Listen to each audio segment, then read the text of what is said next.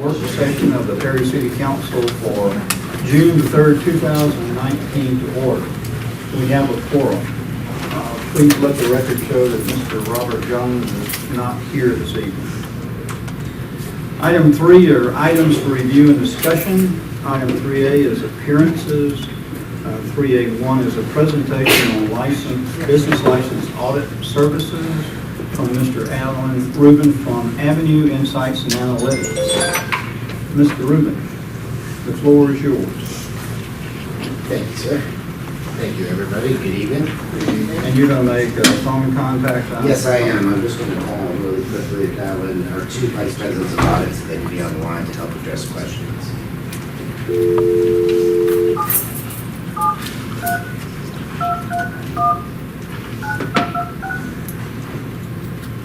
Welcome to Ring Central Meeting.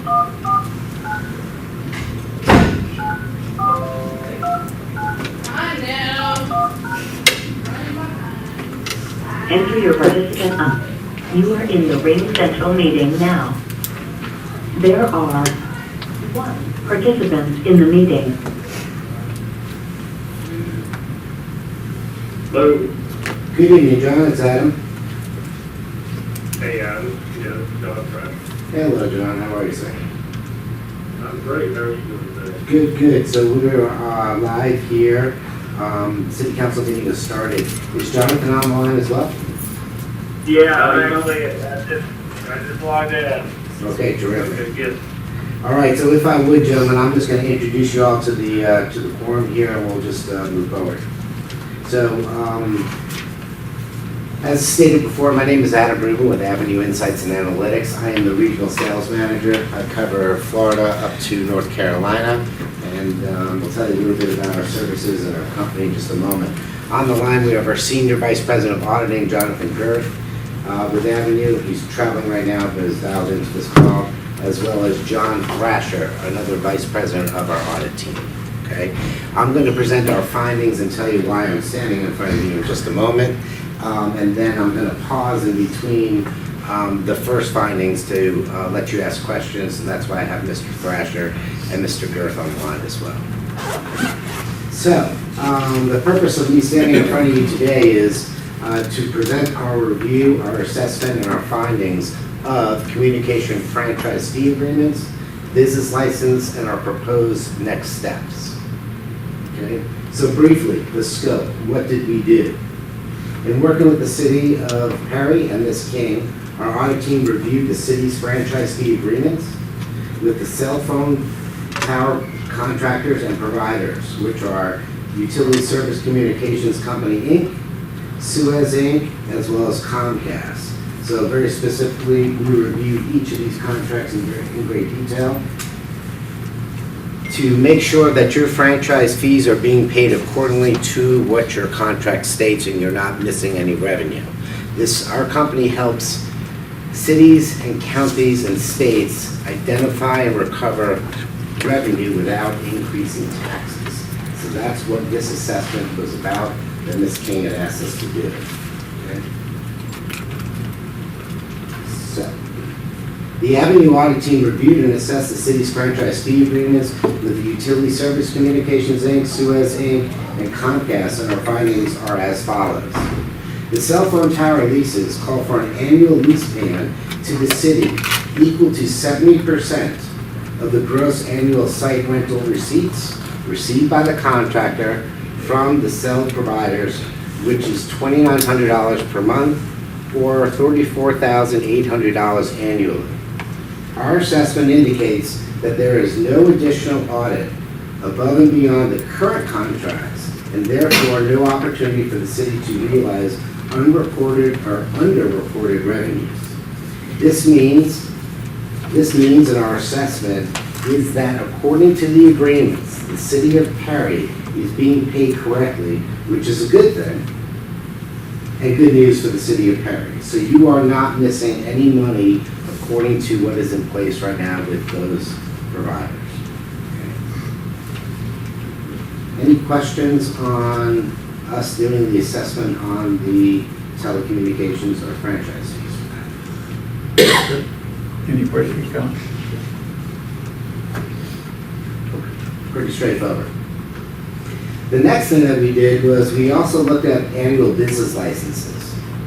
So again, the Avenue Audit team reviewed spreadsheets, which we were provided for 2018 and 2019, for number of employees, and noted that no significant employee counts that would produce potential error rates to support the time incurred to conduct an audit. We're not here to just charge money when we don't see a value for the city. So that's essentially what we did. No single employer had more than 313 employees in 2008 or 318 employees in 2019. Again, in our review, the businesses are paying correctly, which is a good thing for the city, and there is no need to incur an expense to audit. Adam, may I chime in for just 1 second on that aspect? Please do. Yes, and I wanted to kind of expound a little bit upon that and the rationale as to why we would deem that most likely to be compliant citywide is because Georgia law, under the statutory framework for municipalities and counties, allows you to levy an occupational tax at the municipal level on both gross receipts and employee count. We do these types of audits throughout the state of Georgia, for Atlanta to Dunwoody to all over the state. Most cities and counties have a gross receipts aspect, and that is typically where you're going to get most of your revenue and where you're going to find most of your audit potential for this type of tax. Simply looking at their annual employee count that they would file with the state and the federal government, that's going to be a cross-check, and there's really just not that many variables. It's the only variable in the audit that would be subject to non-compliance, and it's something that's very easy to comply with. So we would recommend, if the city is seeking to generate more revenue, to add a gross receipts aspect to that occupational tax, because you have every right to do so under the law. So that's the only, had you had that gross receipts aspect, we likely would have had a lot more audit potential under that tax side. Thank you, Jonathan. Any questions on that? And I was going to elaborate about that a little bit more on our proposed next steps. So, as Jonathan had mentioned, we would propose that the next step to consider would be auditing establishments for either liquor by the drink or gross receipts. We're looking for unpaid revenue. And again, you can go back according to state statute there. I believe it's up to 3 years. So there is a potential for revenue if you want to take a look at that kind of an audit. In addition to that, we would also suggest that you look at, as Jonathan said, look at businesses and/or occupation licenses of businesses operating in the city. And we, again, can go back 3 years, and that is not an audit. That's more what we would call a discovery and recovery. That's when we're looking at all of the businesses that are paying a business license, go back 3 years and potentially identify additional ones. I believe in 19, there are currently 632 businesses. Well, there might be more businesses operating in the city that you really don't know about. And that's part of what we say is you don't know what you don't know, but we'll help you find that out, right?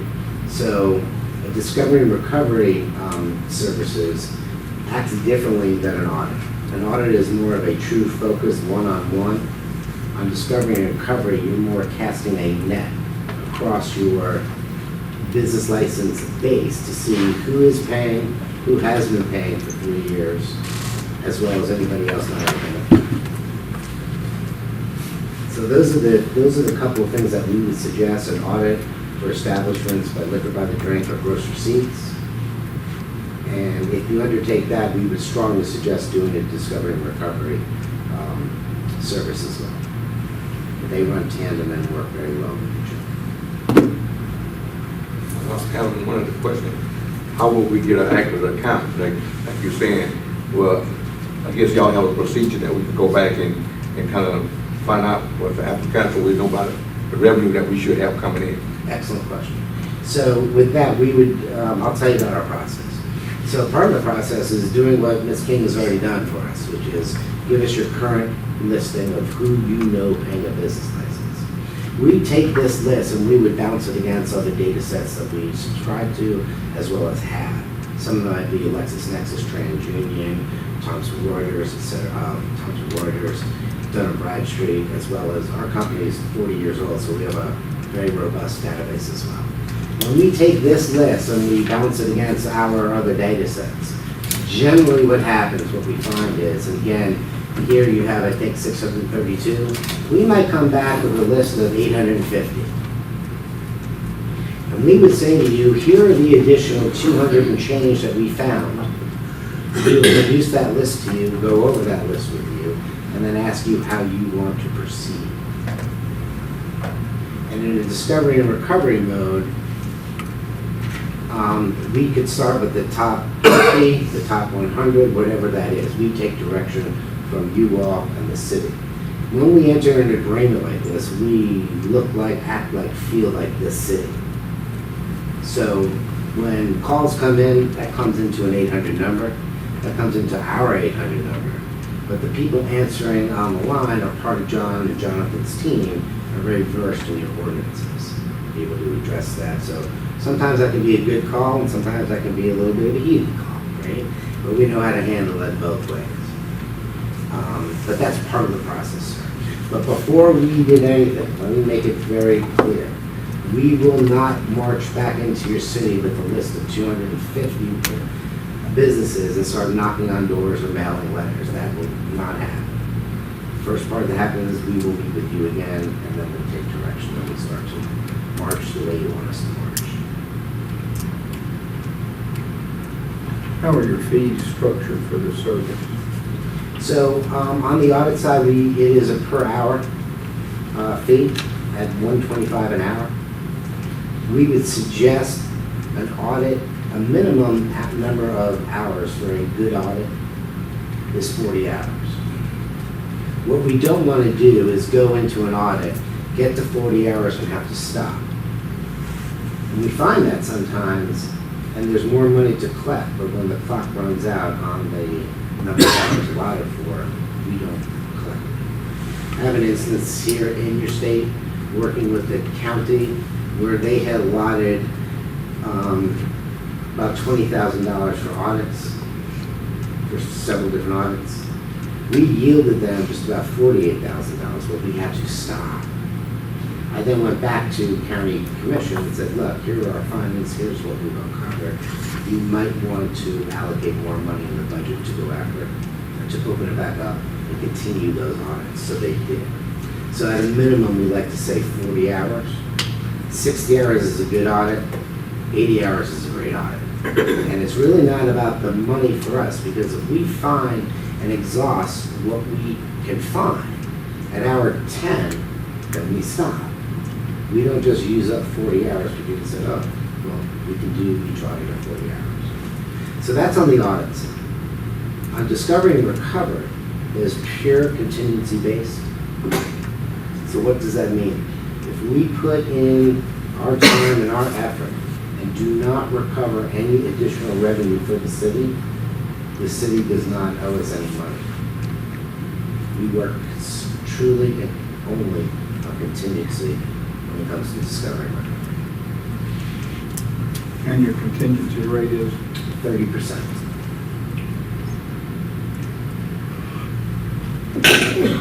Precious. Other questions?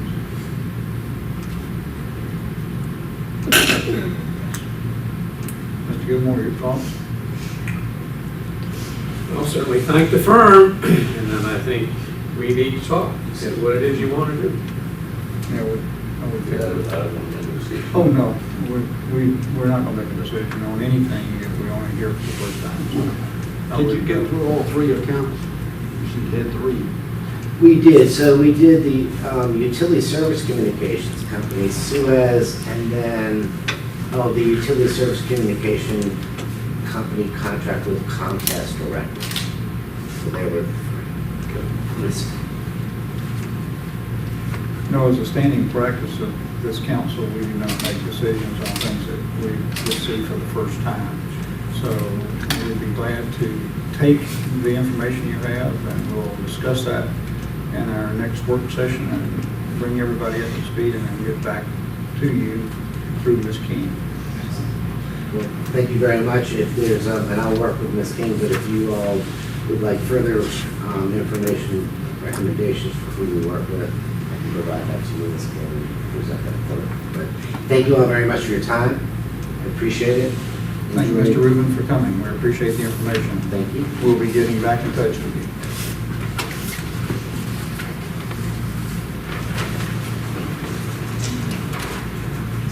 Next on the agenda is 3B, and this is the 2020 operating budget. 3B1 is a presentation from the Department of Economic Development. Ms. Harden? Thank you, Mayor and Council.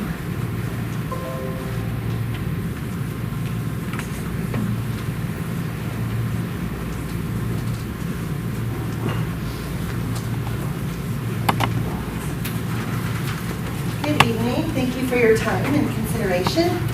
To start off, I wanted to highlight some of our 2019 successes that we've had here in the Economic Development Department. We've had 2 business expansions, Moody and Associates Law Office and Southern Lighting, that moved to 905 Jernigan.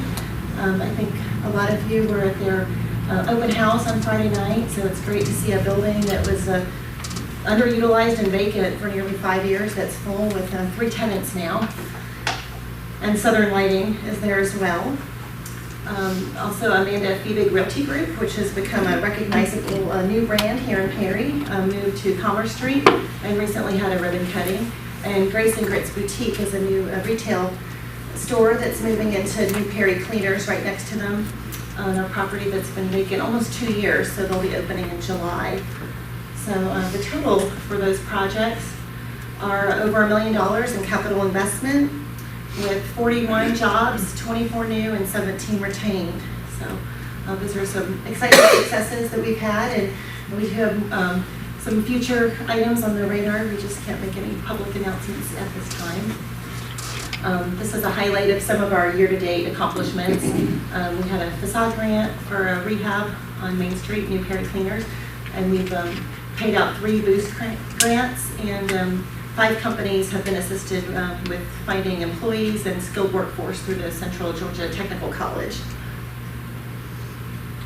Our special events and Main Street programs are doing well. FY 2019 was the first year that we had an official special events calendar, and we've hired new coordinators for both. And you guys recently had a recap from our special events coordinator on some of our events this year, but here's some photos of them. And Main Street launched their monthly newsletter in May, which looked great. And we also have new events being implemented, and the current ones are expanded upon. And Main Street has exciting new goals for 2020. Our total proposed budget for housing and economic development is $349,400. We do accept that, but for future needs, our department will be needing a copier machine and maintenance when the community development department moves down to Main Street out of City Hall. We currently share with them, so we'll need that item. And then we did request some part-time or full-time administrative support for our department when community development moves out. We do understand that no new positions are being added at this time. But when community development moves, I don't know if it'll be a few months or next year, but we would like some administrative support if you guys could provide that, whether full or part-time. So thank you very much. Are there any questions? What questions do you have, Ms. Harden? Thank you, Ms. Harden. We appreciate it. It's really great to see those new businesses opening up in downtown Perry. Thank you for all your hard work. Next is the Department of Community Development. Mr. Wood. Thank you, Mayor Pro Tem, members of council. I wanted to give you kind of update on us. We are pleased with the recommendations of the city manager on our budget and recommend approval. Just some information for you for the last 11 months, essentially. We've issued permits with construction value of $42.5 million. A little over 24 million of that's been in residential construction. 574 total permits, 346 as new single-family permits. The number of total building inspections, engineering inspections are continuing to rise. The code enforcement issues have increased as well. What we have been able to do this year as well that of note is implement the EnerGov permit tracking system. That's going well. We're getting out most of the kinks, and we're hoping everybody, all of the contractors, to be using that by the 1st of July totally. We've also started our first phase of scanning old plans with Laserfish, and we sent them, I think, 10 boxes of plans and about 7 or 8 hanging files full of plans. They got through a few of those with the money that was allocated this year. So we've requested more for next year, and hopefully we'll continue that. As you can see, the breakdown for the different areas, most of the modifications or increases have been based on benefits. The GIS area is a major increase that we're recommending, and that is due to some issues that we've had in the past, and frankly, with the amount of money that we've already put into GIS as far as preparing plans and so forth, we really need to be looking at some additional improvements in how to actually implement and use that data that we've had. So that's the proposed budget. As far as upcoming areas that we're looking at, we are hopefully will obtain a memorandum of agreement with the Georgia Soil and Water Conservation Commission. We actually got some contact with them today, scheduling our next step. So hopefully that will come about within the next fiscal year. We'll implement improved GIS operations, continue scanning those plans, and continue updating the land management ordinance addressing code compliance. We're still looking at a record number of building permits and inspections, and of course the stormwater and utility inspections have been a major increase this year as well. Future considerations, right now I think we're good in areas, but we issued 49 additional single-family permits last month, which brings us up to 211 for the year. So we're on record-setting pace for that. That means there are additional inspections, and the number of inspections continue to grow. So I would want you to keep in mind in the next, in coming years, that we may need to be looking at yet another building inspector for that. And also, I think one thing that's important to keep in mind too is a planner position, particularly with some GIS experience to help us along with that area, as well as the continuing number of plans and subdivision applications that are coming in. So again, we're good with the request, and thank you.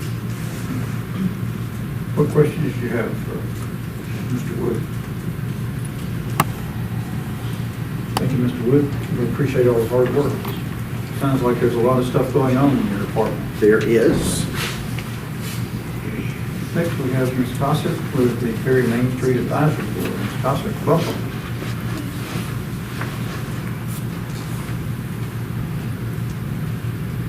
We are also pleased with the city manager's recommendations. And I think we're going to get a slide. So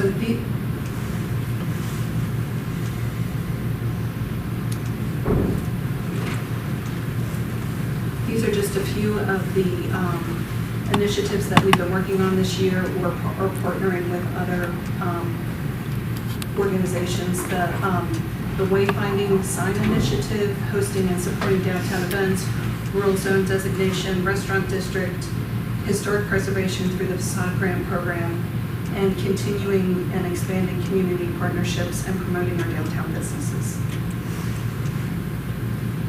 This just gives us a brief list of the facade grants that we've worked on this year through the design committee. We're really proud of this. We also have 3 more in the works. This compares last year's budget to this year's budget, and we're very pleased that we're getting a lot more funding for advertising. We're going to have some really good-looking professional documentation to show what we do, and really our initiative for this year is to teach the community what we do.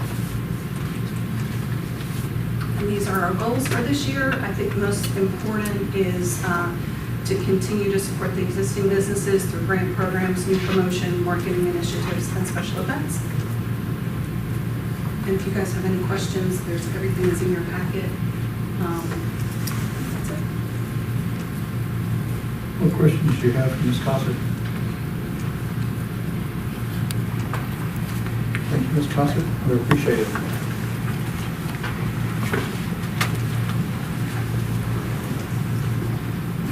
The next on the agenda is the Terry Downtown Development Authority.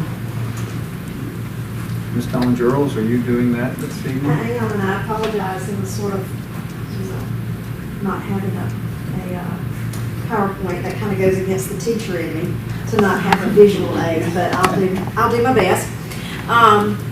We do accept the recommendation of the city manager for the budget for DDA.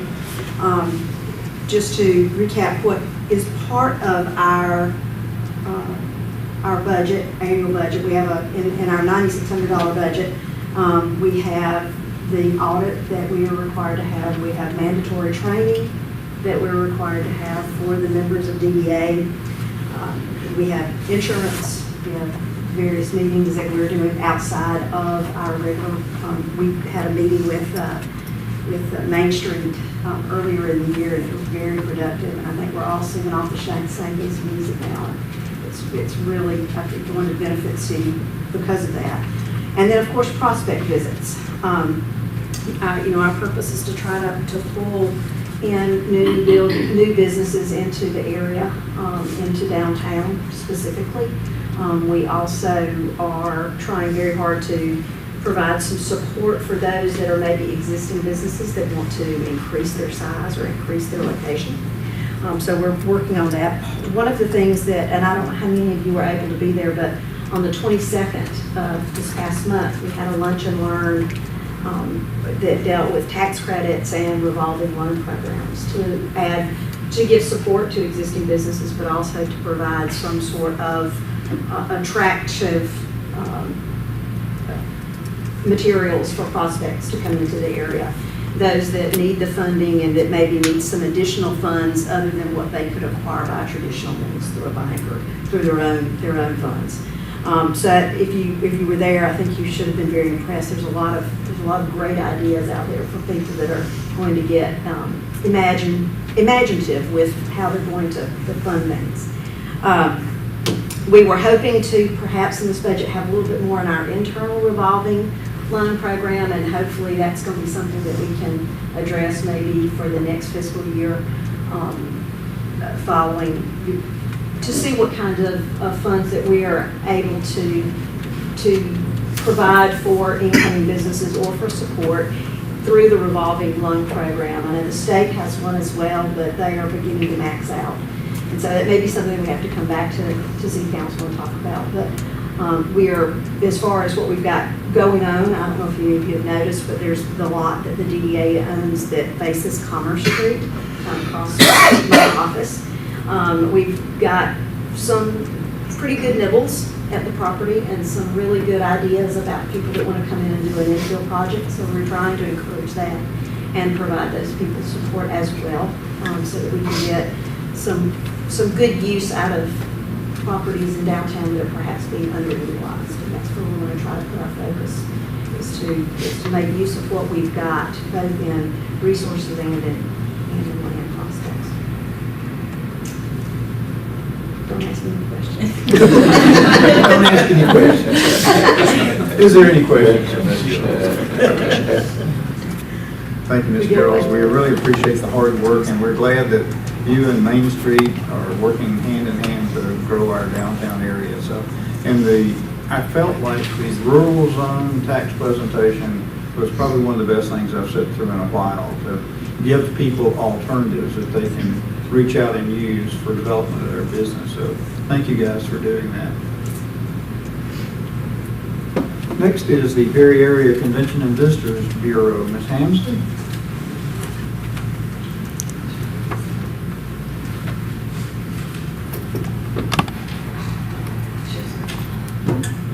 Thank y'all for your time tonight. I did have a couple of things I wanted to go over.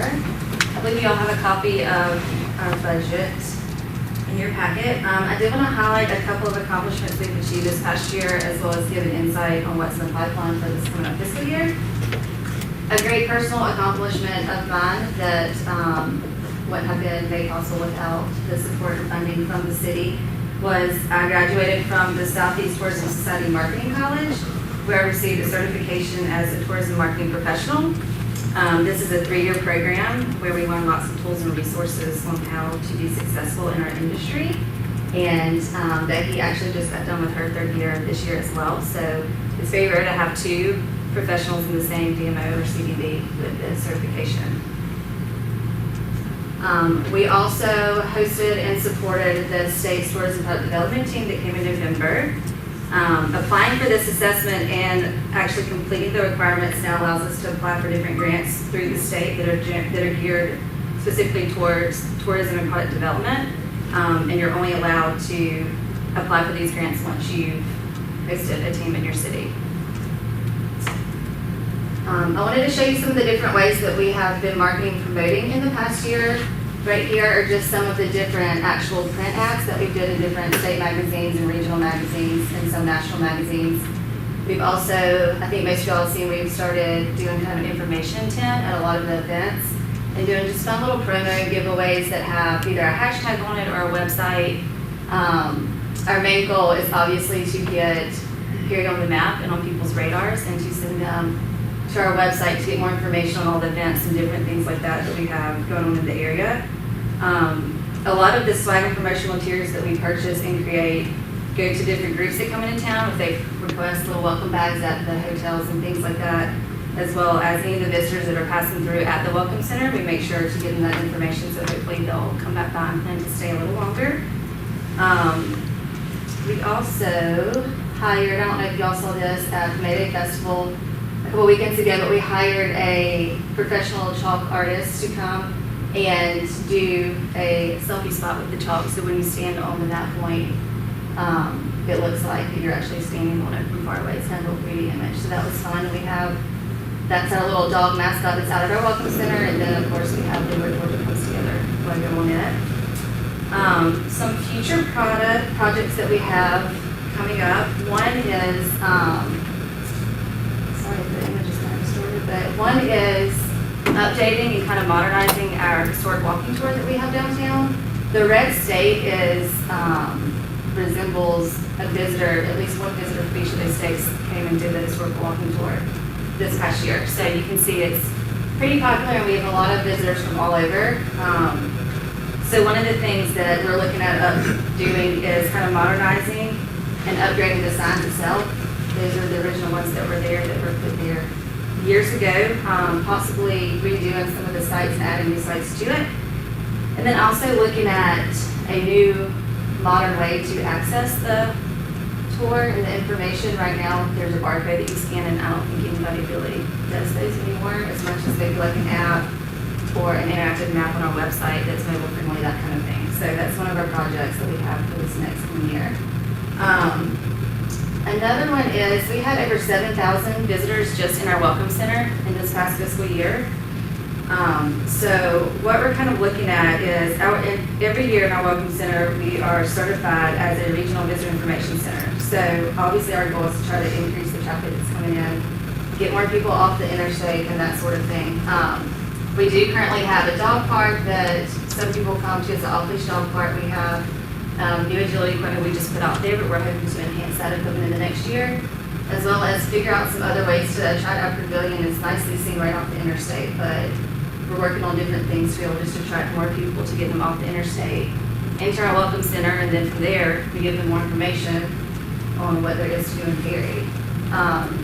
One other thing on our welcome center that we're looking at is kind of using the space that we have and creating kind of a Perry themed room, or something that when you walk into our welcome center, just from seeing what we have up, you'll know exactly what there is to do, to see, to experience in the city. And hopefully that will make people want to stay longer or come back and visit later. A couple other plans we have is reconstructing our website, kind of modernizing it as well and making it more user-friendly for our tourists. We're using a company that specifically does CVB and demos. So they know what features we need to help get those tourists and visitors here that are just going to our website and not really going any further. We are also integrating a couple cool new features to add our website and trying to pull a lot of like user-generated content and that sort of thing. And doing our research, we found that when people are looking at what there is to do in a community, they want to see an actual person that's actually done that or is doing that. So that's what this down here is, somebody that actually went to Houston Lake and tagged the CVB in it on their Instagram for us to be able to pull and use. And I thought that was cool because I didn't even know that existed at Houston Lake. So it's pulling that different user-generated content to be able to use and promote across different ads in our social media and that sort of thing. And internally, we've kind of done a little culture of this. We've created a culture of assessment. We'll be conducting a lot more visitor intercept surveys over the next year, going to our hotels and talking to the guests there, going to the events and talking to the guests there, going to the different, restaurants and that kind of thing around town. And our goal is to basically get a better understanding of who's coming to Perry, why they're coming to Perry, and what will make them come back, what will make them stay, those sort of things. So we're really excited about what we have coming up. And as always, we thank council and as well as the city staff for supporting us and our efforts in making Perry a top destination. Questions? Do you have any questions? Thank you, Ms. Hamlin. You guys are doing a great job out there. And Thank thanks you. for the cooperation with all the other departments here. Thank We you. really appreciate it. Next, we have the Perry Area Chamber of Commerce. Ms. McClendon is speaking. I'm not sure from what position she's going to talk from tonight. I'm squarely the Chamber of Commerce until I'm no longer the Chamber of Commerce, which will be in July. But in reviewing the proposed budget and recommendations of the city manager, we certainly are appreciative of the support that is recommended to continue. The only thing that I would like to remind council of, and it was included in my long, request pages, on page 4 of our request, we did see a little over 3,800 visitors into our spot downtown in our first 12 months. And we feel that that's very exciting, but we do feel like we're leaving some visits on the table or outside of the doors.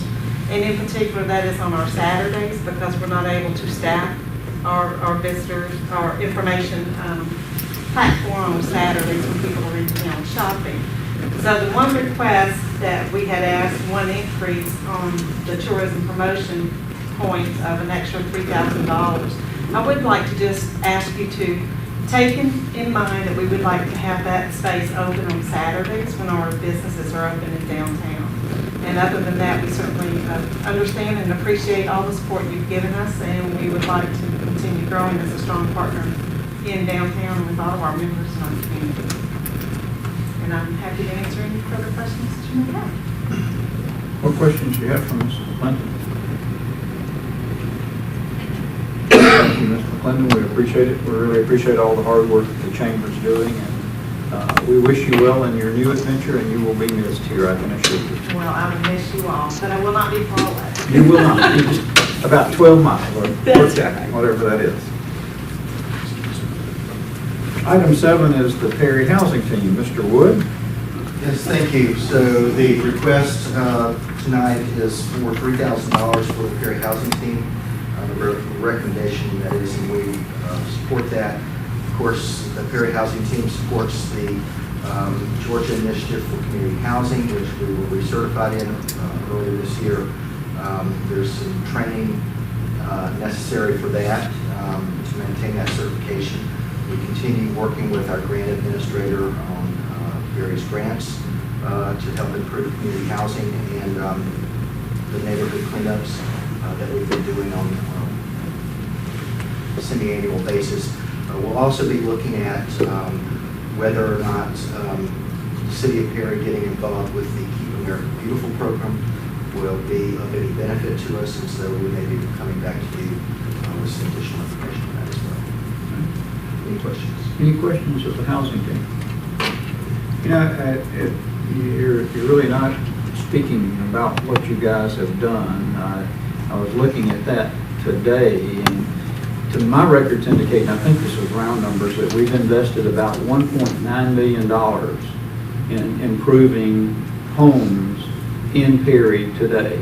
And I think that's really critical if you think about, and I think it was 33 homes that we've either rebuilt or have invested money in bringing them up to current standards.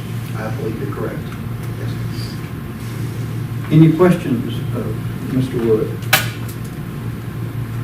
Thank you, Mr. Wood. I appreciate the efforts. I know that the housing team has also been instrumental in getting the Houston County Land Bank up and running, and so I think that was a yeoman's task to get that done. Thank you.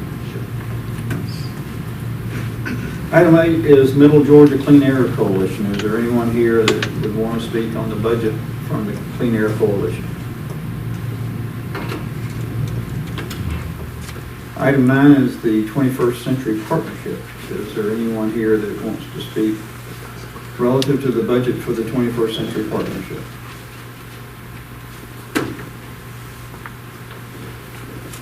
Number 10 is the Perry County Airport Authority. Is there anyone here that wants to speak on behalf of the budget recommendation for the Airport Authority? Thank you. Item 3C is the Office of the City Manager. 3C1 is legal representation. Mr. Gilmore? Thank you, Mayor Pro Tem. Mayor Pro Tem and Council, in your packet is a memo from me indicating two requests that have come to my attention from our current legal representative firm of Walker, Hulbert, Gray, and Moore. The first one is to make a change relative to the municipal court system.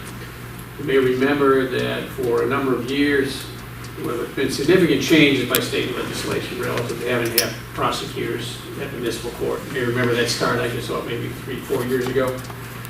And we have been fortunate that our current law firm has been able to handle that load. However, based on the ever-increasing size of municipal court, if you have any doubts about that, we'll provide you the opportunity this Wednesday to come over and see a number of folks crowded in here for court. Their recommendation would be to hire an outside legal firm that is experienced in this area to take over and do that work, and their firm would be separated out from that. Administration has no objection to that. They understand that and would like to recommend we'll just go with the Mr. Prime. His firm, you may remember, he was introduced, I think, a couple of work sessions ago. His firm, and there's more than just one person, has experience with this, and I think that would be a good way for us to go. The second has more of an impact on us, but also I think probably a result of our growth and continuing demand for services, is that our current legal representative feels that we have reached the point now to have in-house legal. Just as a reference, you may be aware Houston County has in-house, Warner Robins has in-house, Centerville has in-house. So we're getting to the point now where we need to have in-house services. We have an ever-increasing number of contract reviews, general legislative, personnel items to check from a legal standpoint, processing of code enforcement actions on the city side before going to court, so on and so forth. The administration also recommends that we proceed with that. That will be a timely process. I don't know exactly how long of a timely process, but we would recommend that you authorize proceeding in that direction. As you may remember, as Mr. Walker indicated, you don't vote at work sessions on these type of items.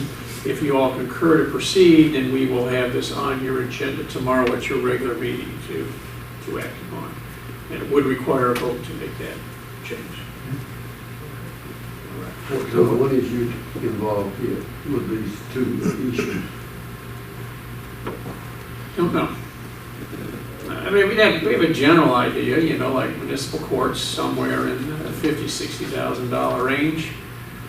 For legal counsel, I have no idea what that's going to be. I do anticipate that that is going to require both the attorney and some administrative support for the attorney. However, that administrative support can be used for some other functions. You may remember economic development talked about the need for some administrative support, and so I think you have some type of sharing.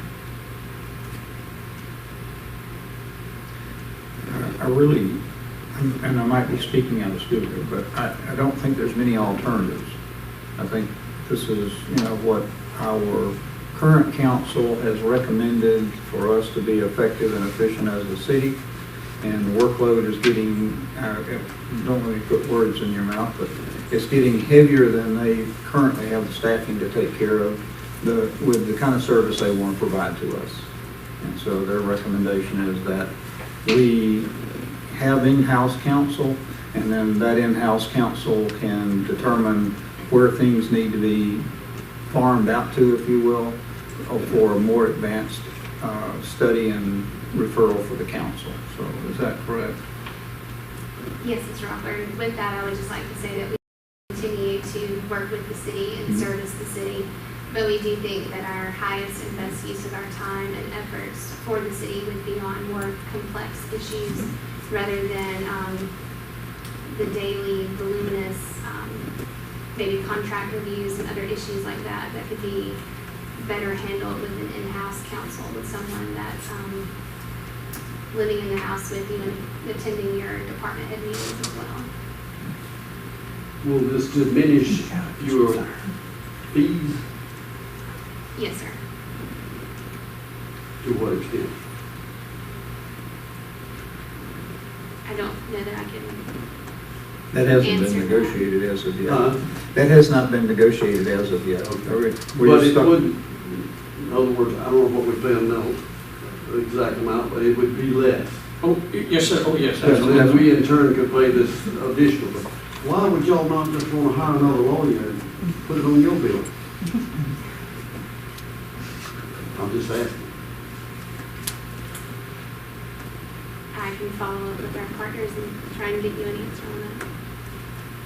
I think they're extremely busy as the county is growing and having discussions with their partners down there at several times. Their business is not only growing regionally, but it's growing nationally. And they represent people in Texas and New York and stuff like that. So I think it's a matter of getting the work done that they've got, you know, within their organization. So. I think it's a normal progression as the city grows. Yes. To move in that direction. I think there's no question about that. Any other questions relative to this? What is your preference? You want to move forward and put it on the agenda for a vote tomorrow night? Yes, because we are overdue to have in-house. I don't think we have enough information to vote on tomorrow night. I don't know how much it's going to cost. Well, I can tell you it's going to cost us a bunch more. I don't know if that doesn't help you, but it's going to be a bunch more. It's going to cost us a bunch more if we go on and contract with another legal firm. I understand that. It'll cost, well, if that was even an option, it would cost us a bunch more for Walker Hubbard, Gray, Moore for the level of service that they need to take care of. I think, and I appreciate them coming to us, because I think one of the things they could have said was they could have said, okay, fine, we have this load, so we need to add another additional attorney or another additional attorney in support. Yeah, I don't know exactly what it is, but they could have that additional type of stuff. However, as Mr. Walker has talked about, and Ms. Newby has referenced, with all the other type of work and stuff that they have to do, they require certain more highly skilled attorneys. And more highly skilled attorneys translates into a lot more money because of the variety of stuff that they specialize in, they work in. In our particular case, at least it's my belief, that we can probably hire someone who's recently out of school, as long as they pass the bar. We will be a learning experience for them and they for us and so on and so forth. But for a lot of our basic type of stuff, they should be able to handle that. In addition to that, there may be some other aspects that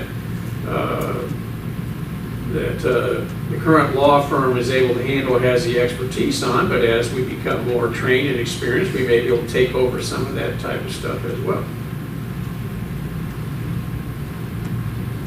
I know that doesn't help you, Mr. Hunt, relative to the cost. It'll be a dollar mark.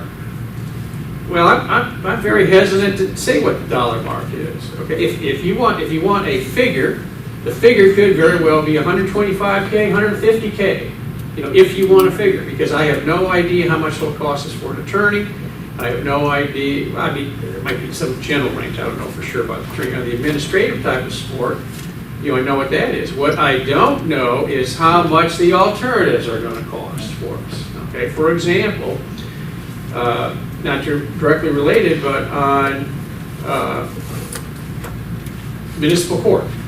Okay, there could be a possibility that this in-house counsel is able to provide some type of support relative to municipal court, or at least getting started. However, as Mr. Walker has talked about, we've been put on notice that our current legal representation firm is not going to be able to continue that. So we have to go get another firm. If you all elect not to go with an in-house type of deal, based on what we've been advised by our current legal representative, then we'll have to go out and start looking for another firm. Up in Macon, or possibly another local firm here, but most of our local firms here are in a quite similar situation as Brooks' firm, number one. And number two, you may remember we had this with municipal court. They wind up having a lot of conflict of interest, because their involvement with other businesses and people in the city. So it'll cost us, as I said earlier, a bunch more whichever way we go. If we go with the in-house, then it gives you much better direct control and quick representation. And as we're growing, the costs are going to continue anyway. Right. Whether you're farming it out or, am I wrong? We pay y'all a retainer and then so much for, so that's growing and it's going to grow no matter which way you grow. Understand that, but still would look, consider it a little bit more than just from now to tomorrow. Well, I can have for you tomorrow a very rough estimate of what I think it's going to be. I want to emphasize that the manager won't stick to that figure because I don't know what the cost is going to be on who it is that you select as a city attorney, because it'd be your selection, based on whoever comes in and applies. And you may want to get someone with a little more experience. I trust it won't be Mr. Elliott, because I know we can't afford him. But see, that kind of goes back. But we can give you basic figure for tomorrow to take a look at and say. And I think that our current council is trying to provide us with the guidance as to what our least expensive alternative is at this point in time. Because we could go to Atlanta, I'm sure, and hire a very expensive law firm and pay them whatever their hourly fees are, but I think it's going to be considerably more than having an in-house person to cover that, especially if we're looking that to do the contract work and that type of stuff as an entry level rather than somebody like Mr. Elliott and stuff. Mr. Gilmore, would you bring us some estimated numbers? Yes. For us to review at our work session or our pre-council meeting tomorrow evening, please? Yeah. And it's not gonna be on the agenda that we vote for tomorrow. It is, I know Mr. Hunt is saying that he needs to see some figures, but I'm saying that we can't go ahead and vote for it so we can move forward. Vote for the Why concept. can't we vote for the concept? Concept. I mean, there's lots of things that we vote for to move forward the concept, but it's not the final answer. I agree, that's what we need to do, vote for the concept, and get some figures, maybe we can plug in a few figures so we can think. Mr. Gilmore, would you put it on the agenda for a vote tomorrow evening? Yes, sir. Thank you. Item 3C2 is to authorize city providing certain immunizations for employees. Mr. Gilmore. Thank you. Mr. Walker and other council members, in your packet also is a memo from me recommending that the city proceed effective the next upcoming fiscal year, which would be July 1st, to provide for our employees through the Georgia Department of Public Health hepatitis A and B vaccination, TDAP, which is tetanus, diphtheria, and one other disease, and flu. Some of you may remember we have done some of this in the past. We did some in Public Works relative to the tetanus. We've done some on occasion for public safety, but we have not had a complete established ongoing program. Did talk with the city attorney's office on that, and our recommendation after discussing that would be that we provide this to any employee. The employee can determine whether he or she will accept the immunization program or not. If they don't, they just need to sign a notice indicating that they are denying the coverage. They can deny it because they already had the shots. They could deny it for religious purposes. They could deny it because they don't like a light needle. Doesn't matter to us, okay? But I do want to make sure we have that coverage on there to protect the city if something comes up later on with this. You may remember, one of the things that prompted this, to go back and check and see, is you may remember when they had the homicide recently, and you know, our first responders were there. You had to deal with a lot of blood and problems and all that type of stuff, and of course that gets into the concerns about blood-borne diseases. We went and talked with the public health folks, and these are the immunizations they are recommending. We did add the flu shot because the flu has a big impact relative to employees showing up, you know, for work and productivity. The other thing is that because a number of them are a series of shots rather than just one, so if we have an employee who elects to participate in the program and then does not make the follow-up timeframes and everything, he or she will be responsible for picking up the cost. If they just follow the regular schedule and agree to it, then the city picks up that cost. This also does not cover any family people. This is only for employees working for the city. It includes council, Pardon? it including climate council. Certainly, yeah. You are so inclined. The only criteria we have is that you have to be on the payroll. I think it's a good idea. I think we ought to do it. Mr. King? Okay. Do we have to vote on that, Mr. Gilmore, or is it just? No, if you concur tonight, then we'll just start the process. I think you've got concurrence of council, as I heard. Mr. Hunt? I don't have any objection. No objection. I Thank get you. the flu shot at the hospital. I don't need to. Please move forward, Mr. Gilmore. Thank you. I think it's a very good recommendation.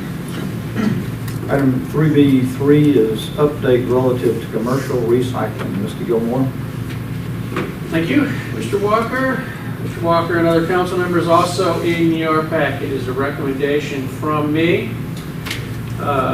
AKA administration, to start on a trial basis commercial recycling of cardboard. You may remember that this has been an item that's come up a number of times in the past. We have tried to work and pass on to our current collector advanced disposal, and basically that has not worked.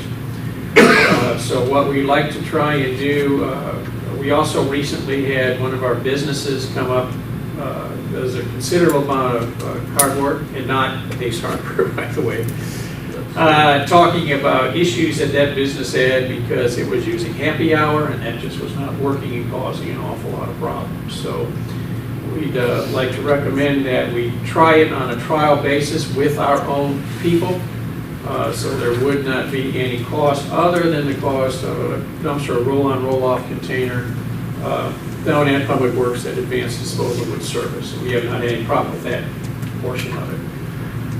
The areas we're interested in working on would be, at least on the initial trial basis, would be downtown, the downtown district, and also the area around the Perry Marketplace, which would be Ace Hardware, Kroger, and Chick-fil-A, just to name some of the businesses that are there. Depending on the type of response and everything with that, we may be back with some other plan to expand out or whatever the case may be. Would we provide containers for this stuff? How would that aspect of it work? We would provide containers if with the process that's what we need to do. We may just have more pickups coming through. Well, you got to separate it out. Right. If you got to have a place to put it, or if you don't, if you have a thunderstorm and it's blowing everywhere. Right. Well, doesn't most people over at the Marketplace compress it, compactor? Does Kroger I compact? think Kroger may, They but prob- I think that's it. They probably recycle internally though, don't they? Because I know it disappears fairly quickly. But this would not be so much oriented for the larger corporation businesses, much more for the smaller Local. type of business. Particularly, for example, or not exclusively, but as an example, with the different downtown shops and everything. They'll have that cardboard, they'll put it out. They have designated places they put it out and theoretically picked up by Advanced or by Happy Hour, one or the other, but neither one of them are doing a very effective job. So like you say, get a thunderstorm, it all gets wet, it's a mess. Or get a big wind and it blows everywhere. Exactly. So I just feel like you have to work on that, the logistics of it. I think this is just a test program to see if we can do it effectively. And But any it would questions just be- relative It to? wouldn't be recycling in general, it would just be cardboard. Just cardboard, yeah, not correct. The other reason why I think this is important is, well, two reasons. The first one is particularly for a number of our newer residents who are coming in, they expect recycling to be done. Now, that's not an issue with individual homes, but that is their expectation, having come from other places. The other thing that's important, and you may remember, well, you may or may not remember that this was an issue with Sandler, that a lot of the corporations that are coming in now want to have that recycling aspect there. So we do need to go in and address it some way, shape, or form, and this would be the first attempt to see. Concurrence to move forward with the test program? Yes. Okay, thank you, Mr. Gilmore. Thank you. Item 4 is council member items. Mr. Jackson? Mr. Hunt? Mr. King? Ms. Pine Grace? Mr. Gilmore? Yes, one item, if you could all check your calendars and then get back with Annie or Cindy. The Personnel Committee has reviewed the applications for the Director of Leisure Services and have come up with, I think it's 6 potential candidates for that. So we'd like you to check to see your calendars on when we could get together. As you may remember, our process is to interview those candidates. It will be 2 days Doesn't take matter how, but 2 days, 3 on each If day. you email us potential days, Sure. that might be simpler. Yeah, we could do that. Come back and say yes or no. Okay. If possible, along those lines, I think the goal would be to have the process done before the GMA, So the next 2 weeks. if possible. Give it a date on GMA. Pardon?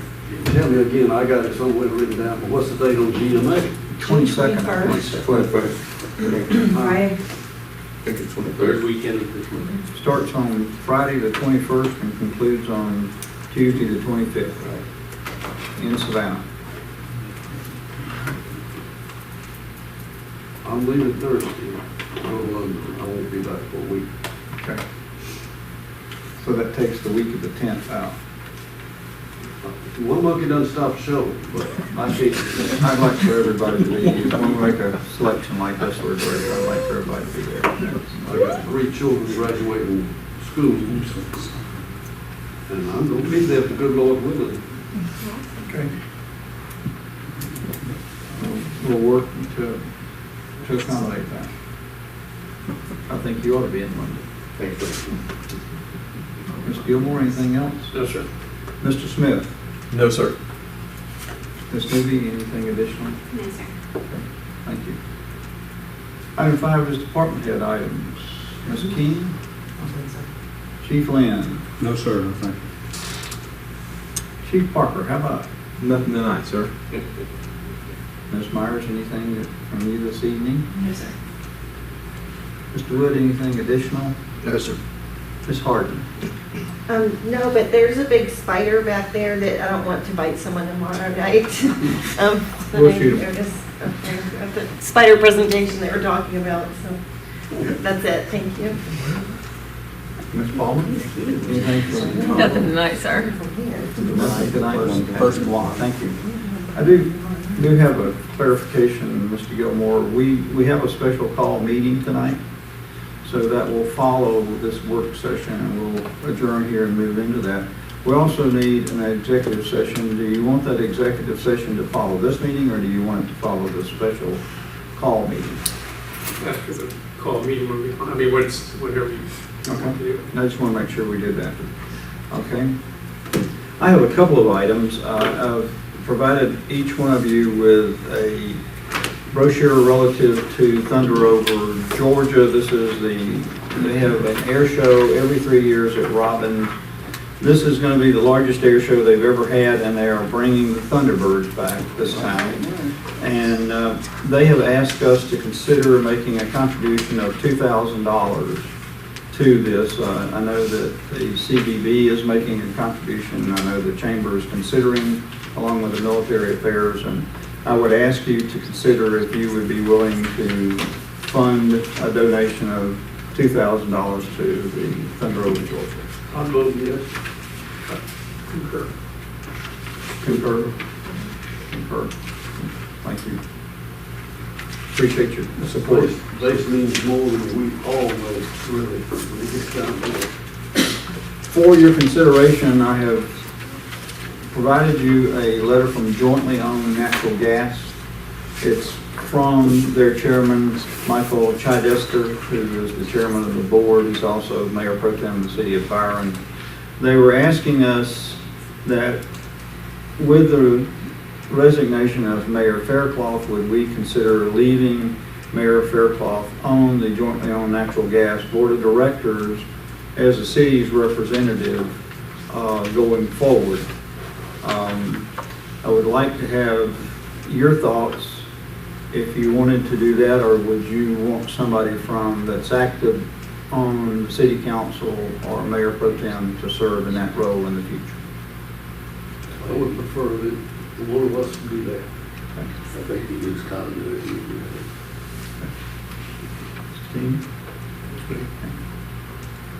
Ms. Gilmore and I have had a number of discussions about that. We feel like that I would serve in that capacity at this point in time, and as we move through, and then I know Mr. King works closely on that, so he would work closely with that jointly owned as well, but I would serve as the representative if that's your wishes. Good to me. Thank you. We appreciate that. We will let Mr. Chidester know that I'll be the appointed official from the city of Perry. Is there anything else to come before us during our work session? Yes, don't we have something coming up out of that? The downtown merchants have a wine tasting Friday night, so yes. The Chamber and the Downtown Merchants Council are hosting the 7th annual Progressive Wine Tasting, and that is from 6 to 9 p.m. downtown. Okay. Thank you. We'll make sure to mention that tomorrow night as well. If there's nothing else to come before us, we will stand adjourned from our work session, and then we will reconvene in a special call meeting of the Perry City Council.